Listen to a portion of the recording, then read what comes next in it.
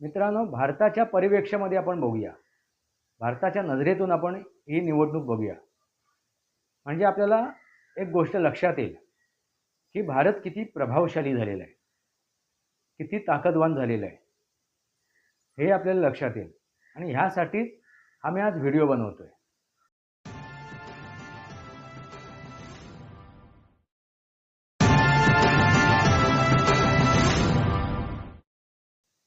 नमस्कार मित्रांनो, वास्तवावर बोलू काहीतरी या शृंखलेमध्ये पुन्हा एकदा आपलं स्वागत. मी आपला मित्र राजेश वासंती साबाजी केळुसकर. मित्रांनो, नुकतंच अमेरिकेच्या निवडणुकीचा निकाल लागलेला आहे आणि या निकालानुसार डोनाल्ड ट्रम्प हे निवडून आलेले आहेत. म्हणजे आता भावी राष्ट्रपती हे आता डोनाल्ड ट्रम्प असणार आहेत आणि अमेरिकेमध्ये आता सत्ता परिवर्तन झालेलं आहे. मित्रांनो, भारताच्या परिप्रेक्ष्यामध्ये आपण बघूया.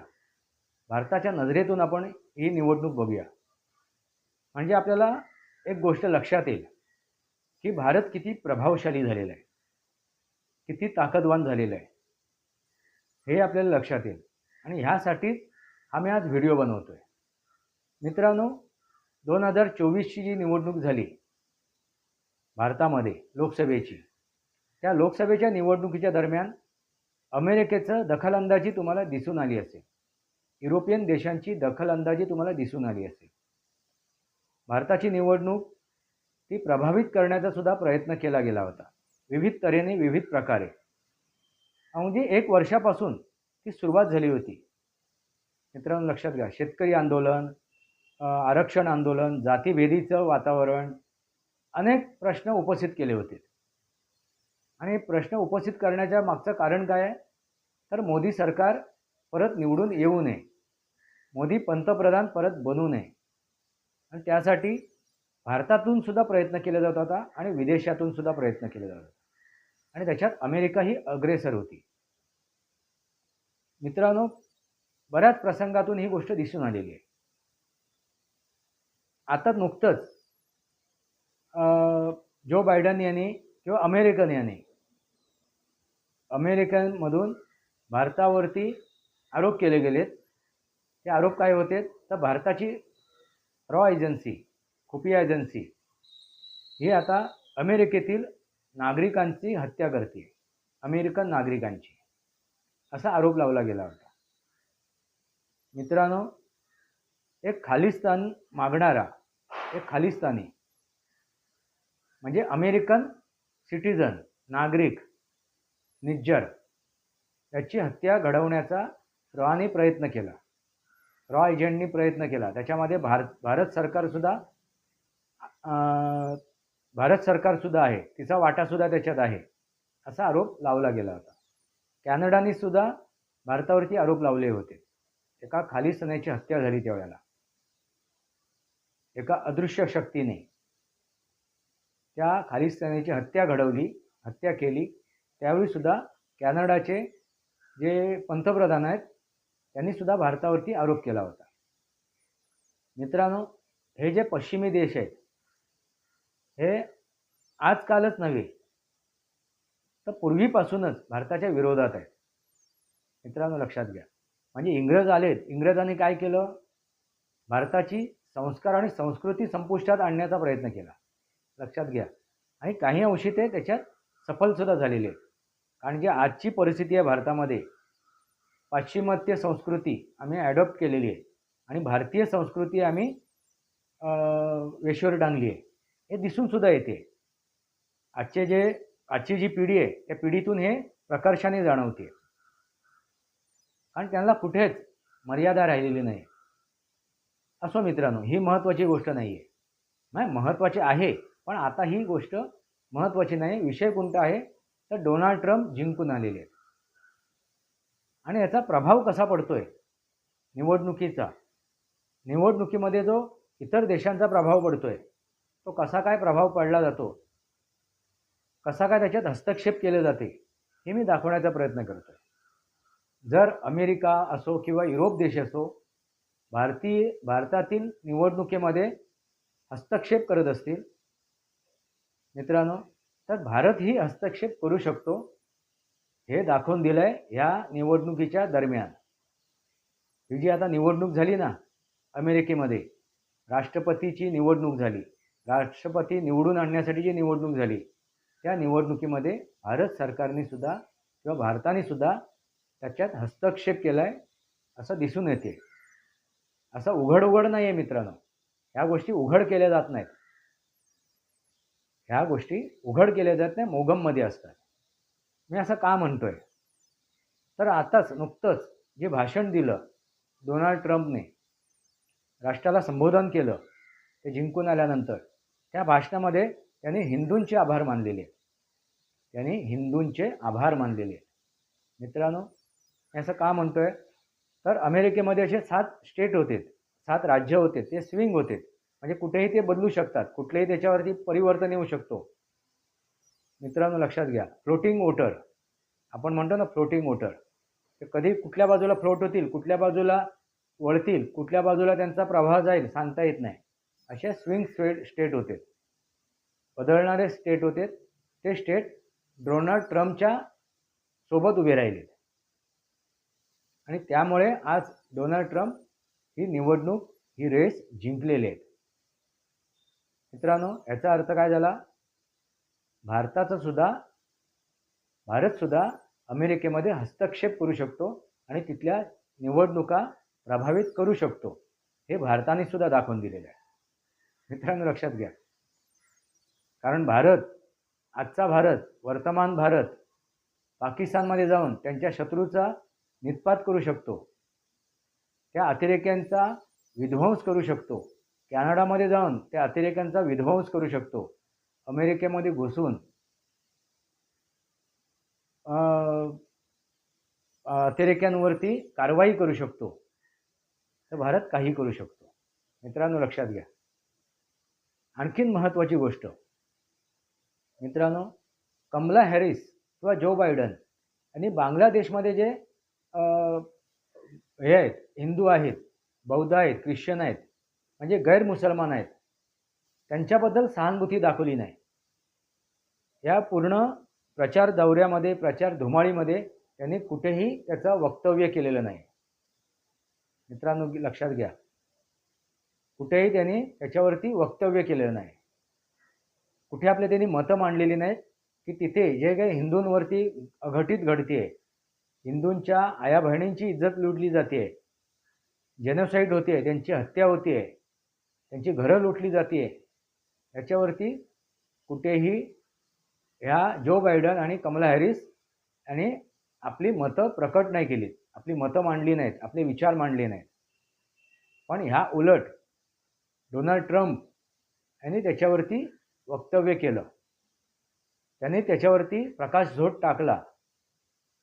ते म्हणाले सुद्धा तिथे जे गैरमुसलमान आहेत त्यांच्यावर जो अत्याचार होतोय, त्यांच्यावर तो अत्याचार होतोय, ते आपल्याला मान्य नाही आहे आणि ते गैरलागू आहे, ते गैरकानूनी आहे, ते संविधानामध्ये नाही आहे, संविधानाची हत्या होते आहे. मित्रांनो, हा फरक आहे. कारण बांगलादेशमध्ये जी सत्ता परिवर्तन झालं, शेख हसीनाची सत्ता उलथून टाकली, ही कोणी टाकली, तर कमला हॅरिस आणि जो बायडनने. कारण त्या उपराष्ट्रपती होते आणि हे राष्ट्रपती होते. त्यामुळे मी सरळ कमला हॅरिस आणि जो बायडनचं नाव घेणार. त्याने ही सरकार उलथून टाकलं, म्हणजे अमेरिकन सरकारने शेख हसीनाचं सरकार उलथून टाकलं. मित्रांनो लक्षात घ्या. आणि तिथे युनिसला आणून बसवलं, आपला एक पपेट. तो अमेरिकेमध्ये आला काय आणि तिथे तो काळजीभाऊ सरकार चालवतोय काय, म्हणजे विचार करा मित्रांनो. सरळ हे आता जगासमोर आलेलं आहे. अमेरिकेचं दोघलापण, मुखवटा आणि चेहरा. मित्रांनो, ह्या सगळ्या गोष्टीचा एक परिणाम, एक प्रभाव अमेरिकेच्या ह्या निवडणुकीवरती सुद्धा पडलेला आहे. मित्रांनो, आताच काही दिवसापूर्वी योगी आदित्यनाथ यांनी एक घोषणा दिली होती. त्याने एक वक्तव्य केलं होतं. ते वक्तव्य काय? बटोगे तो कटोगे, एक रहोगे तो नेक रहोगे. आता याचा पुनरुच्चार कॅनडामध्ये सुद्धा झाला.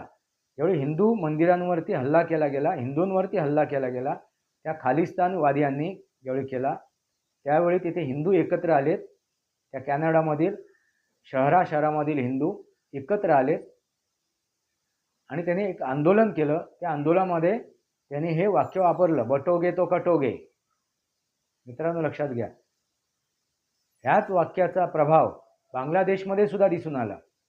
जे हिंदू तिथून पलायन करत होते, पळत होते, तो देश सोडून भारतामध्ये शरण घेण्याचा प्रयत्न करत होते, ते आता तिथे थांबले आहेत. आणि त्यांनी ठरवलंय की बांगलादेश ही आमची मातृभूमी आहे आणि आम्ही का सोडायची, आमच्या हक्क न्यायासाठी आम्ही इथे लढणार. तिथे सुद्धा ह्या वाक्याचा विचार केला गेला, त्याच्यावरती प्रभाव पडलेला आहे, बटोगे तो कटोगे. मित्रांनो लक्षात घ्या. म्हणून मी यापूर्वी ह्या विषयावरती जो व्हिडिओ बनवला होता योगी आदित्यनाथ यांच्यावरती, बटोगे तो कटोगे या विषयावरती, त्यावेळी मी तेथे उच्चार केला होता. काय बोललो होतो मी? की हे फक्त त्या युपी पुरतं मर्यादित नाही आहे किंवा फक्त भारतापुरतं मर्यादित नाही आहे. हे जे त्यांचं वक्तव्य आहे हे ग्लोबल आहे, जागतिक लेवलला आहे. आणि जागतिक लेवलला, जागतिक पातळीवरती ह्या त्यांच्या वक्तव्याचा विचार केला गेला, तो स्वीकारला. मित्रांनो लक्षात घ्या, याचाही प्रभाव त्या अमेरिकेतील निवडणुकीवरती पडलेला आहे.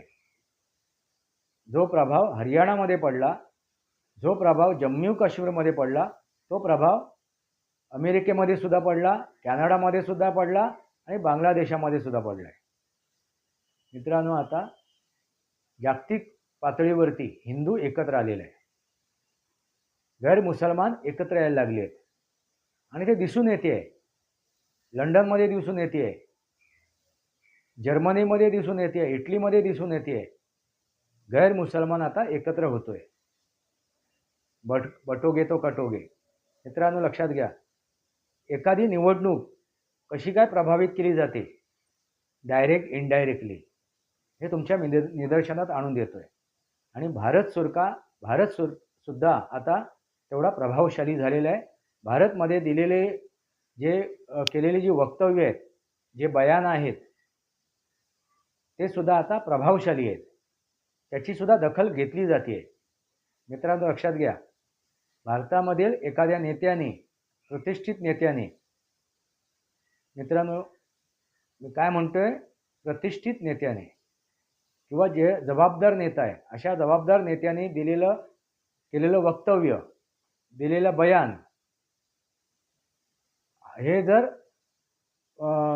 जागतिक पातळीला त्याला समर्थन दिलं जाते, तर ते काय आहे, स्वागतार्थ आहे. कुठल्या नजरेतून? तर भारताच्या नजरेतून. मित्रांनो लक्षात आलं का, भारताने कशी काय ही अमेरिकेची निवडणूक हे केली, त्याच्यावरती मध्ये हस्तक्षेप केला, हे तुमच्या लक्षात आणून देण्याचा प्रयत्न करतोय. ती कशी काय प्रभावित केली, कसा काय त्याच्यावरती प्रभाव टाकला. आम्ही म्हणालोच, डोनाल्ड ट्रम्पने हिंदूंचे आभार मानलेले. बांगलादेशमध्ये जे हिंदूंबरोबर घडते त्याच्यावरती त्याने आक्षेप नोंदवलेले आहे. हे मित्रांनो आपोआप घडत नाही.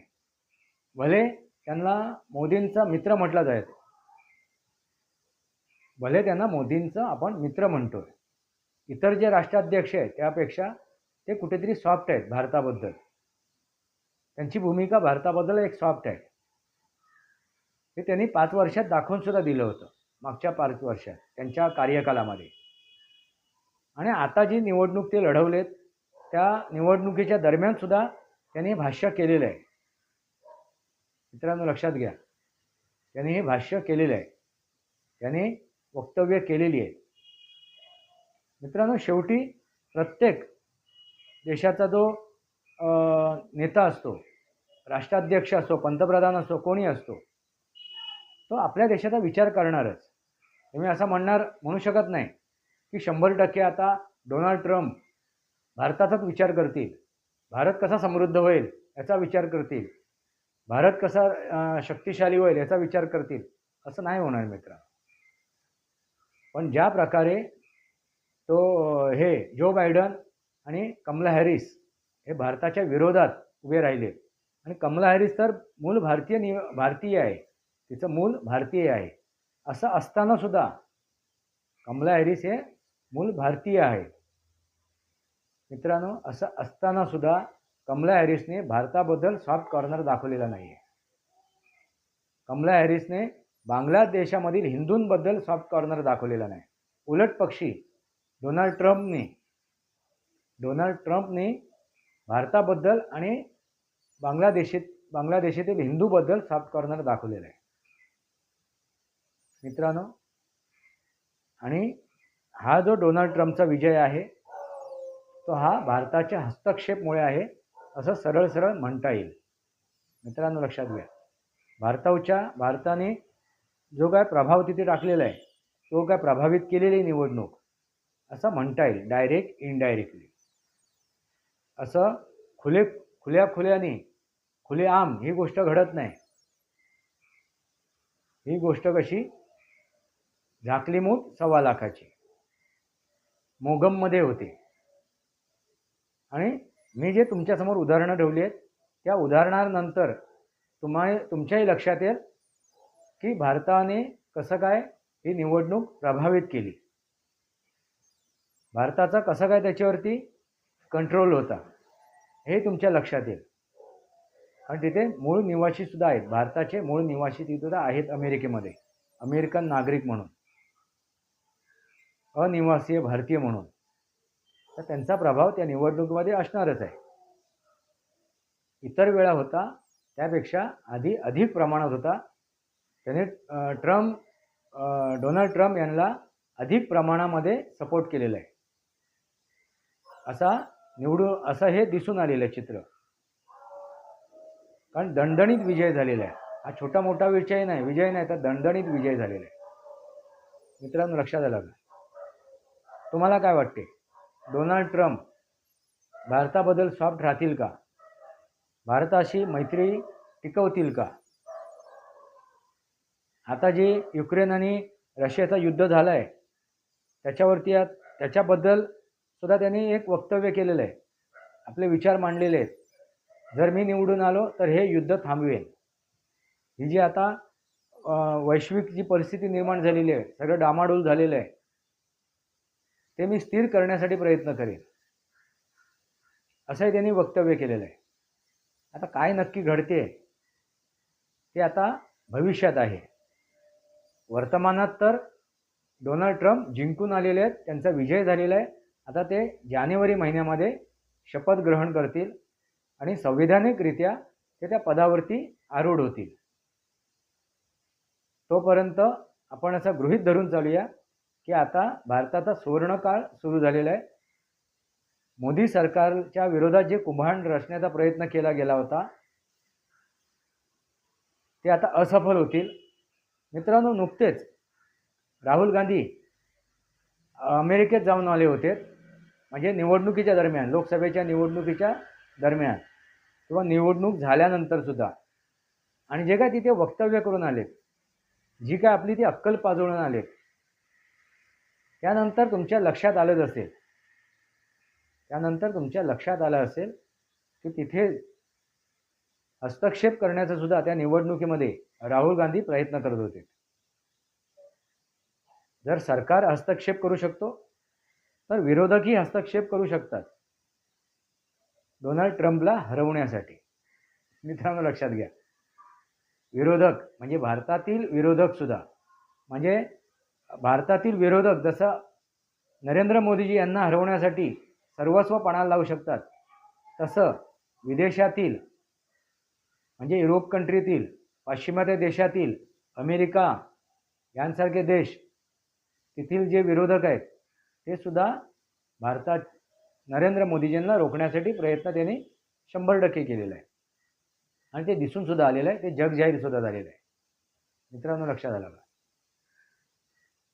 मग निवडणुकीच्या दरम्यान ह्याच काळामध्ये ज्यावेळी राहुल गांधी तिथे गेले होते आणि त्यांनी शिखांच्या पगडीवरून, आणखीन त्यांच्या वस्त्रावरून, त्यांच्या निशाणींवरून तिथे एक प्रश्न उपस्थित केला होता आणि शिखांबद्दल एक हे दाखवली होती, सहानुभूती दाखवली होती. खतऱ्यामध्ये आहे, त्यांची ती पगडी खतऱ्यामध्ये आहे, असं त्यांनी वक्तव्य केलं होतं. ह्याच्या मागचा उद्देश काय? तर तिथे जे खालिस्तानी आहेत, खालिस्तानी सपोर्टर आहेत, खालिस्तान मागणारे आहेत, भारताला तुकडे करणारे जे आहेत तिथले शीख, त्यांना प्रभावित करण्याचा प्रयत्न केला होता. मित्रांनो लक्षात घ्या, त्यांना प्रभावित करण्याचा त्यांनी प्रयत्न केला होता की आम्ही तुमच्यासोबत आहोत आणि तुम्ही सुद्धा जो बायडन, कमला हॅरिसच्या सोबत राहा, हा दाखवण्याचा प्रयत्न त्या राहुल गांधींनी सुद्धा केला होता. मित्रांनो लक्षात घ्या, पण हा प्रभाव कसा होता? नकारात्मक होता. भारताचा कडेलोट करण्यासारखा होता. आणि नरेंद्र मोदींनी जो प्रभाव तिथे केलेला आहे, भारत सरकारने जो तिथे प्रभाव केलेला आहे, प्रभावित केली आहे ती निवडणूक, हा भारताच्या हितासाठी आहे. मित्रांनो लक्षात घ्या, कारण डोनाल्ड ट्रम्प आणि जो बायडन यांच्यामध्ये जर तुम्ही तुलना केली तर जो बायडन पेक्षा डोनाल्ड ट्रम्प हे कितीतरी पटीने भारतासाठी पूरक आहेत. हे त्यांनी मागच्या 5 वर्षाच्या काळात सुद्धा दाखवून दिलेलं आहे आणि आता निवडणुकीच्या दरम्यान सुद्धा दाखवून दिलेलं आहे. मित्रांनो तुम्हाला काय वाटते? हे जे काय माझं विश्लेषण आहे, राजकीय विश्लेषण आहे, एक पत्रकार म्हणून तुमच्यासमोर मी माझे मतं मांडतोय. आणि हा चौथा स्तंभ आहे, वास्तवावरती बोलू काहीतरी. मी वास्तव तुमच्यासमोर ठेवतोय. हा चौथा स्तंभ कुठला आहे? तर पत्रकारिता. आणि पत्रकाराचं एकच काम आहे, तुम्ही वास्तव ठेवा, सत्य ठेवा, समाजासमोर, जनतेसमोर तुम्ही सत्य ठेवा आणि त्या समाजाचे, त्या जनतेचे प्रश्न सोडवा आणि सोडवण्यासाठी मदत करा. पण आता वर्तमान जी पत्रकारिता तुम्ही बघितलीत, अगदी अमेरिकेमधील सुद्धा 80% तिथली पत्रकारिता ही डोनाल्ड ट्रम्पच्या विरोधात बोलत होती, अगदी रात्रीपर्यंत. पण कालचं म्हणजे निवडणुकीचे निकाल लागेपर्यंत जो कमला हॅरिस आणि जो बायडनच्या समर्थन करणारीच वक्तव्य त्यांची होती आणि डोनाल्ड ट्रम्प यांचा विरोध करण्यासाठी त्यांची वक्तव्य होती. न्यूयॉर्क टाइममध्ये सुद्धा त्या गोष्टी दिसून येत होत्या. म्हणजे पत्रकारिता हे कुठल्या थराला गेलेली आहे. पत्रकारिता कुठल्या थराला गेलेली आहेत ना, त्यांना आपल्या राष्ट्राशी लेणं देणं आहे, देशाशी लेणं देणं आहे. मित्रांनो ट्रम्प आहेत, डोनाल्ड ट्रम्प, त्यांना राष्ट्र अभिमान आहे, राष्ट्र स्वाभिमान आहे आणि त्यांनी प्रत्येक वेळी त्याचा उल्लेखसुद्धा केलेला आहे, त्याच्यावर त्यांनी वक्तव्यसुद्धा केलेलं आहे. फर्स्ट अमेरिकेचा आम्ही विचार करू, अमेरिकनचा विचार करू, नंतर आम्ही इतरांचा विचार करू, जगाचा विचार करू. ते तिथे चुकीचे नाहीत मित्रांनो, आणि त्यांचा तो हक्क आहे, त्या अमेरिकांचा हक्क आहे. इतर जे गेले तिथे कामधंद्याला, नोकरीला, आणखीन काय करायला, उद्या जर ती वेळ आली तर ते तिथून निघून आपापल्या देशात जाऊ शकतात. पण अमेरिकन कुठे जाऊ शकतो? अमेरिकनला तिथेच राहायचं आहे आणि तिथेच मरायचं आहे, तिथेच संपायचं आहे. एखादा अमेरिकन आपल्या पैशाच्या जोरावरती कुठल्या तरी देशात जाऊन राहू शकतो, ही गोष्ट वेगळी आहे. पण देशाबद्दल प्रेम असेल, राष्ट्रवाद असेल, राष्ट्र अभिमान असेल तर तो अमेरिकन तिथेच राहणार. मित्रांनो, आणि हीच नेमकी गोष्ट तुम्हाला नरेंद्र मोदीजीमध्ये सुद्धा दिसून येईल, जी डोनाल्ड ट्रम्पमध्ये दिसून आली. राष्ट्र अभिमान, स्वाभिमान, ही गोष्ट तुम्हाला नरेंद्र मोदीमध्ये सुद्धा दिसून येईल. म्हणजे ह्या दोघांचे स्वभाव मिळते जुळते आहेत. शेवटी राष्ट्राध्यक्ष आहेत दोघं सुद्धा, एक पंतप्रधान आहे, एक राष्ट्रपती आहे. तर राष्ट्राध्यक्ष म्हणून आपापल्या देशांचा तो विचार करणारच. भारत सरकार अमेरिकेचा नाही विचार करणार, भारताचाच विचार करणार. पण अमेरिकेला विरोध करायचा म्हणून विरोध नाही करणार. म्हणून मोदीजी काय म्हणतात, ना आँख दिखा के बात करेंगे, ना आँख झुका के बात करेंगे, आँख मिला के बात करेंगे. मित्रांनो लक्षात घ्या, वसुधैवम कुटुंबकम, वसुधैवम कुटुंबकम, ह्या धर्तीवरती आपण आज चाललेलो आहे. जिओ और जीने दो. मित्रांनो, तुमच्यासमोर मी या निवडणुकीचं विश्लेषण ठेवलेलं आहे. त्याच्यामध्ये भारत सरकारने किंवा भारताने अमेरिकेमध्ये कसा काय हस्तक्षेप केला, कसा काय प्रभाव आपला दाखवला, याची काही उदाहरणं मी तुमच्यासमोर ठेवलेली आहेत. तुम्हाला काय वाटते? तुम्हाला काय वाटते? आता डोनाल्ड ट्रम्प जे निवडून आलेत त्याच्यामागे भारताचा हस्तक्षेप आहे की नाही? भारताने ही निवडणूक प्रभावित केली की नाही सकारात्मकरित्या? तुम्हाला काय वाटते? वास्तवावर बोलू काहीतरी शृंखलेला सबस्क्राईब करा, बेल आयकॉन दाबा, माझे विचार परिषद लाईक करा, आपले विचार कमेंट बॉक्समध्ये या. तुर्तास इतकंच. भारत माता की जय. वंदे मातरम. जय भारत, जय महाराष्ट्र, जय सनातन.